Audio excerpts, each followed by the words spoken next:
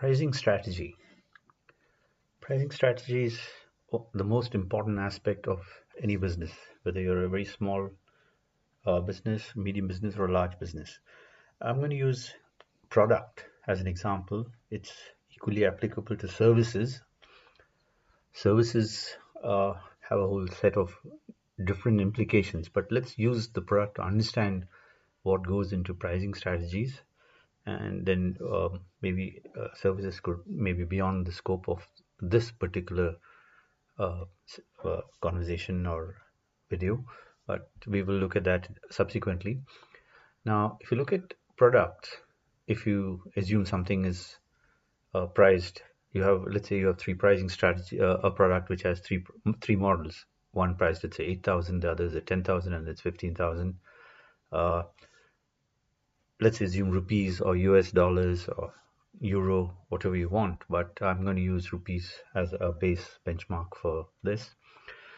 So in this example, on the left side, we have the pricing strategies of 5, 10, 15, 20, and 25. And at the horizontal axis, you have a number of units. So it assumes that at 15, you are able to sell 70 units an hour. You can take 70 units a week or 70 units a day or a month. So extrapolate that. Please understand the underlying concept which I'm trying to communicate to you. So the demand line, the white line, is that if something is priced high, uh, there'll be less demand. If you price it low, there'll be more demand. So that line does not change much. The supply side is where you have some control, where you can decide the pricing, and that's what this particular presentation is about. So if you price it at a higher price, then obviously you're going to sell less and maybe more profit. That's a different aspect which we're going into. But you get the general idea of how this equilibrium of supply and demand happens. Now, most of this assumption is that there is adequate demand, adequate supply, and the two are even. Because when there is inadequate supply or different higher demand than supply, then you would have hoarding, price drops. I mean, all the other implications happen when the demand and supply match is different. So this is a stable market with stable products, stable pricing. You could use this, for example, say toothpaste, for example. There's a finite demand of toothpaste, and the consumption of toothpaste will be even.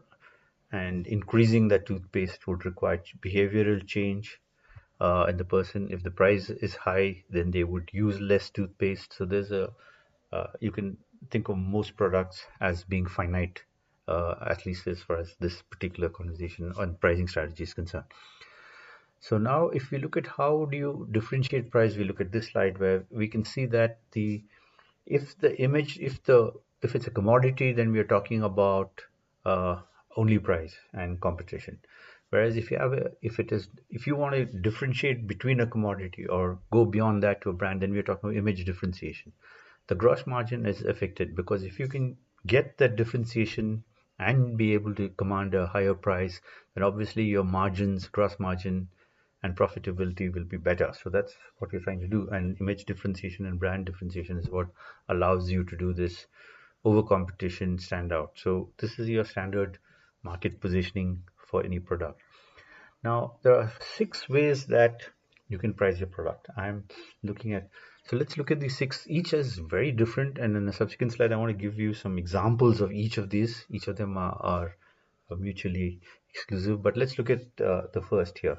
So the first is an internal cost. So for reference point, I'm just going to use either 20 rupees or 20 USD. It does not matter. So just for reference, I'm using a price point. So the internal cost works in a way that you make something at a price and you look at your costing, you know your materials, and you know it cost you 16 rupees and you want 20% profit. So you charge a further 20% on that, which means 320, 1920, or you might say I price it at 20. So if you're charging 20% extra, so at 16 rupees, you're adding a further 3 rupees 20 and charging the customer 1920. Most industrial suppliers, B2B, works on this particular industrial internal cost plus perspective. So if you have adequate demand and if you get your pricing and procurement and your costs correct and you're in the right business, you would be able to sell at that 1920 or whatever, because you've looked at everything, looked at the market. So this is how most industrial costs work. Now, the second type of pricing is market. That means you look at competition before you enter a product segment or make it or enter a particular vertical or horizontal or a demographic or whatever it is. So if you find that it's priced at 20, now you have two strategies, either less or more. The less is if it's 20, I can sell it at 18. Okay, if I sell it at 18 or 19.50, I would be able to command a price because it's easy to sell. Anything more, if I wanted to sell it at 20, I have to justify it. Home delivery or some unique services added to it, return, warranties, something you're adding a cost or a service perceived value which allows you to sell it at that price, a different price point, higher price point. Lower price point is the easier option. Most retail consumer markets work on this too. So most of the global sales of most products and services are one or two, primarily these two options. A third option is a premium niche boutique approach.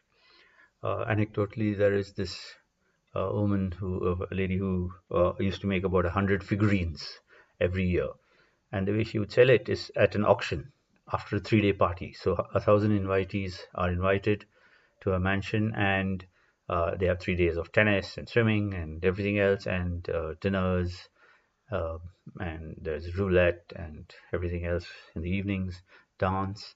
And on the third evening, exclusive is the auction of the 100 figurines. And that pays for not only the party, but for her whole sustenance for the whole year. So it's a brand, it's a value, these 100 figurines. And during the year, she keeps promoting it, telling them what's going to be available. And everybody looks forward to this party. They come to this party and they bid, auction. So it's a unique niche boutique kind of approach. Of course, Apple has a commands a premium on some of its products. When you look at the cost which goes into the actual product, it may be substantially less than the premium they're able to charge because of the brand. So most brands will fall into this three: premium, niche, boutique, sports. They cater to specific segments and are able to command that higher price based on their exclusivity. So that most brands would fall into the third, known brands would fall into the category three. The category four is exclusive. It could be art auctions. It could be IPR. I've created it. I own this. I know it. It's your art market works a lot. There may be just one product which is of it. There may be very few of these. Uh, but you can create that around, just like I'd explained with the lady and the figurines. You could create something around a four type marketing strategy and pricing strategy around some of your products. More recently, we have this 5 and 6 coming in. 5 is where you have a free. The whole idea is to prevent competition from coming in. So by offering something free, you're affecting change. So sampling is a good example of that. When somebody samples something, you're hoping to change them, convert them from existing markets, or sampling something new which they've never tried before and trying to create a market. So free has been around for a long time, but it's being pushed substantially more by large corporates and large brands where they have the deep pockets to be able to do that. And so we're seeing a lot of 5. And it's also moving on to 6, where it's not most people, the cash back is really a discount, 5%, 10%. So don't get confused with the cash back, because it's like loyalty card points. You're not really getting it. You're really getting a discount where you're postponing, the discount is postponed to a future date, and you're able to capitalize on it. And the perceived value of the loyalty points is supposed to be uh, much better than the actual discount of the product. So that is not really where you're getting money for your product. What you mean by getting that is you're actually getting money, currency back, is the point that I'm making about 6. And many companies with deep pockets, global brands, are able to do this as well, especially when you look at equity markets and the way valuation works. There is a certain amount of giveaway that can be taken in the early stage of a company, in startups and early stage companies, which you can capitalize on subsequently in an exit from that company. So you do see a bit of 6. Now, each of this, just to give you an understanding, I'm using another slide to be treated, each of these to be treated exclusively. Do not compare with one and the other. It's just to have a reference or a benchmark of 20. For all 6, I'm just going to use a base point of 20. just to explain it. So let me explain one with a base point of 20, so that we looked at it at something is made. You looked at your internal cost, you made it at 16, and you're selling it at 19.20, 3 rupees 20 as your 20% extra. So that's one way how you're looking at it. You're not looking at the market, not looking outside. You might have done that in earlier market research before you entered the market or before you started manufacturing. But at the point of making it, you're not worried about what's happening externally, and you're just making it at 16, and there is a demand and need, and you're able to push that. As I said, mostly for B2C, B2B industrial sales. That's how it works. Moving on to two is where it is costing you the same amount to make it, but you're looking at the market. So you're saying the market is selling it at 20, and you decide on a strategy as whether you're going to sell it at 18, 8, or 28, because your reference point is still the 20. You decide whether to sell it under or over, but anything over has to be justified, or you're not going to get your numbers, if at all. So market competition, you look at it. So look at that as most retail sales globally works on that too. Three is example using the same 20 as a base example. It may cost me just 4 rupees to make it, but it's not the profit or what it is. It's this is what I want. This is what I can command, and therefore, though it may cost me just 4 to make it, I am going to sell it at 20 because that's what I want.